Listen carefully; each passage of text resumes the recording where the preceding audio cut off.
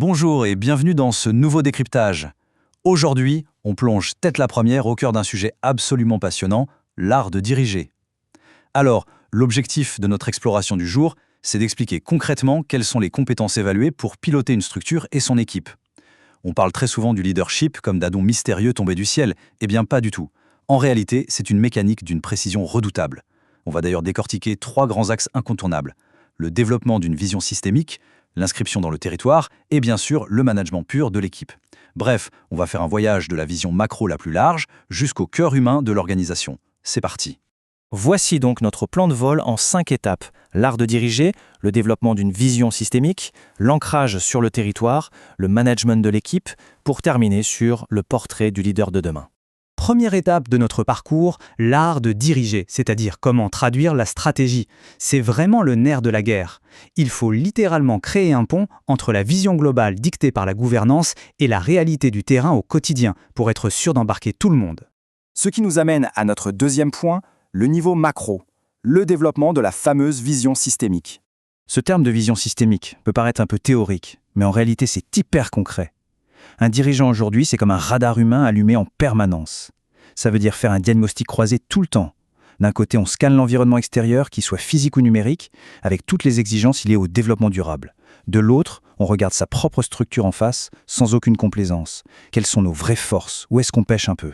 C'est un incroyable numéro d'équilibriste pour définir un positionnement stratégique qui frappe juste. Fini la navigation à vue. On trace un cap en fonction des vents dominants et de la solidité de son propre bateau.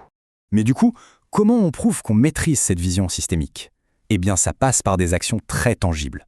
Il faut cartographier exactement qui sont les acteurs clés, les acteurs économiques, institutionnels, et poser un plan d'action extrêmement clair. Mais le secret, la clé de voûte de tout ça, c'est de maintenir une veille stratégique 100% opérationnelle. Ce n'est pas juste une petite étude de marché vite fait au lancement d'un projet. C'est un état de vigilance absolu et continu pour capter le moindre frémissement de la société ou le moindre changement de loi. On passe à notre troisième point, le niveau méso, s'inscrire dans son territoire.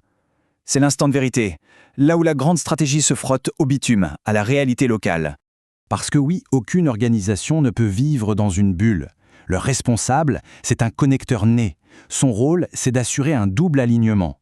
Il doit bien sûr appliquer les orientations de sa propre gouvernance, ça c'est la base, mais il doit absolument les faire résonner avec les priorités des politiques publiques du bassin local. C'est de la haute diplomatie stratégique.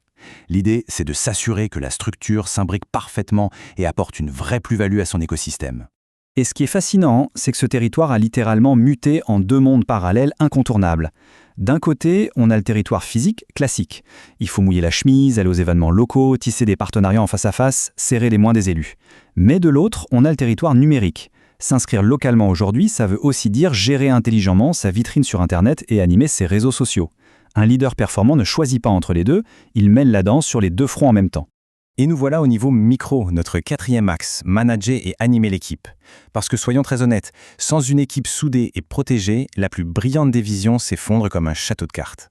Gérer une équipe, ça suit un cycle implacable.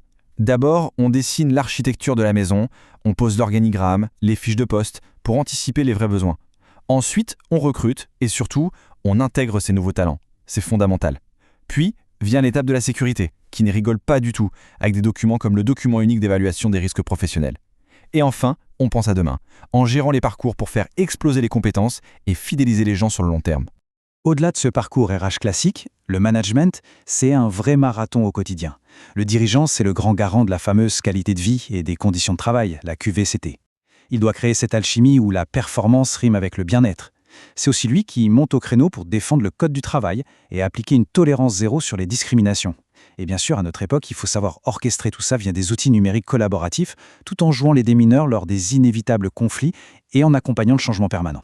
Mais au milieu de tout ça, il y a un élément qui mérite un coup de projecteur absolu, l'inclusion. Veiller à l'adaptation des postes de travail, tout particulièrement pour les personnes en situation de handicap, ce n'est pas une vague option périphérique pour se donner bonne conscience. C'est l'essence même d'une direction éthique et humaine. Analyser les besoins, transformer l'environnement pour qu'il accueille tout le monde, c'est une exigence absolue. Une structure véritablement forte, c'est une structure qui n'oublie personne. Allez, on arrive à notre 5e et dernière étape. Prenons un peu de recul pour dresser le portrait du leader de demain en synthétisant ces 3 piliers. Comme on peut le voir ici, toute cette mécanique est totalement imbriquée. Le niveau macro apporte l'oxygène de l'anticipation avec la fameuse veille stratégique. Le niveau méso ancre la structure dans le réel grâce au réseau physique et numérique. Et le niveau micro, c'est le moteur interne, là où on garantit l'humain, la sécurité et l'action. L'art de diriger, c'est de trouver cet équilibre magique. Rester perché dans sa vision macro sans regarder le terrain mène au crash, et manager une équipe en ignorant ce qui se passe dehors, c'est foncer droit dans le mur. Alors, pour refermer ce décryptage, voici une question qui donne vraiment à réfléchir. Face aux chocs technologiques, climatiques ou sociétaux qui s'accélèrent à une vitesse folle, comment ces trois piliers vont-ils pouvoir évoluer de concert ?